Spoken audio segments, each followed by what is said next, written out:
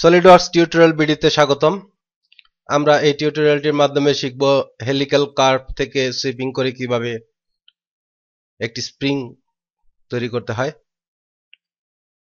আমরা একটি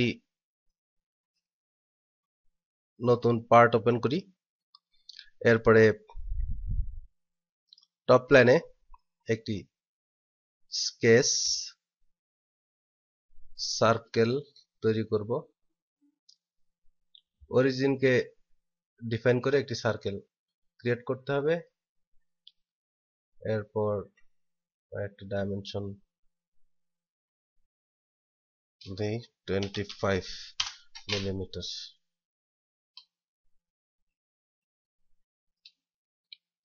এবারে ফিচার ট্রি থেকে কার্ভ হেলিক্যাল কমান্ড দিলে আমরা দেখতে পাচ্ছি একটি হেলিক্যাল প্রোফাইল প্রিভিউতে দেখা যাচ্ছে। প্রথমে আমাদের হেলিক্যালের পিচ, নাম্বার অফ রেভুলেশন, হেলিক্যালের হাইট, স্পিস বা নাম্বার অফ রেভুলেশন এই প্যারামিটারগুলি সেট করতে হবে। এখানে পিচ হচ্ছে টোটাল হাইটকে যদি পার নাম্বার অফ রেভুলেশন দিয়ে ভাগ দেই তাহলে স্পিস পাবো।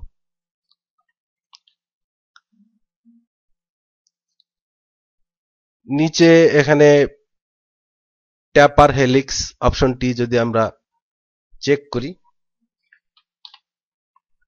30 দিলাম, এটি আমাদের হেলিক্সটি ট্যাপার আকৃতির হলো। ট্যাপার আউটওয়ার্ড যদি আনচেক করে দিই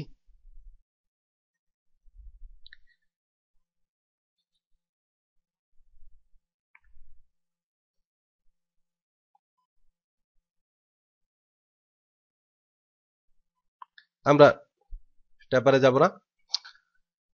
প্রথমে আমি এখান থেকে হাইট অ্যান্ড স্পিস সিলেক্ট করলাম এবং ভেরিয়েবল স্পিস সিলেক্ট করলে আমরা এখানে হাইট,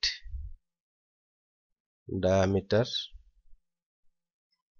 এবং স্পিস অপশনটি দেখতে পাবো। প্রথমে হাইট 0, তারপর ডায়ামিটার 25 এবং পিচ 6 আছে। আমরা দ্বিতীয় অপশনটি হচ্ছে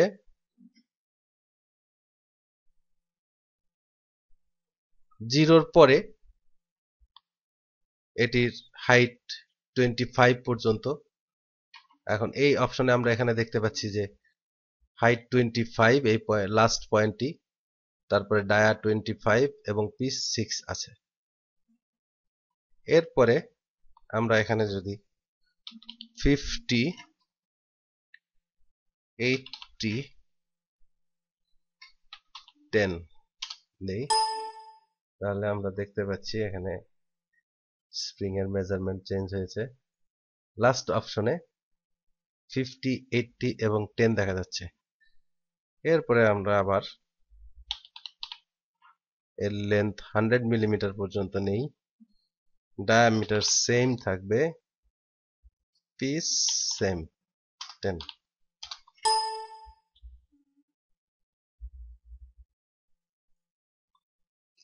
আমরা আবার যেভাবে ইনক্রিজ করেছি সেভাবে আবার ডিক্রিজ করব। হাইট এখানে আমার 25 থেকে 50 ছিল, 25 মিলিমিটার, তাহলে আমরা এখানে 100 থেকে 125।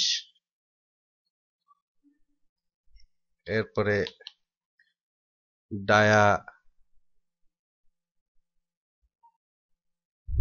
50,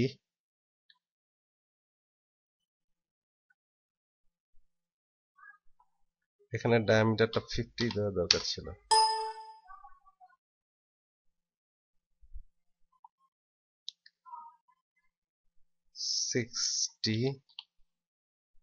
সরি 6, 150, 50, 6, এখানে 25, 25। ওকে, আমার হেলিক্যাল প্রোফাইল তৈরি হয়ে গেছে।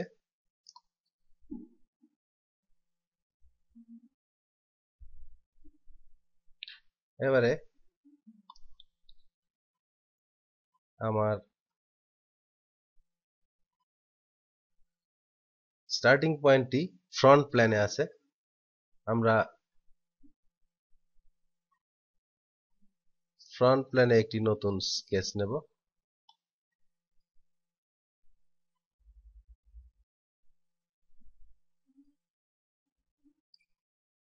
এর ডায়ামিটার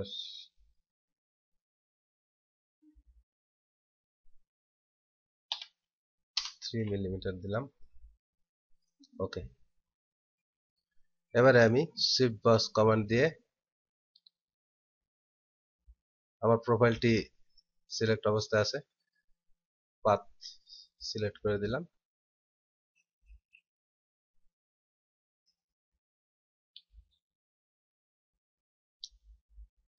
আমার স্প্রিং তৈরি হয়ে গেছে।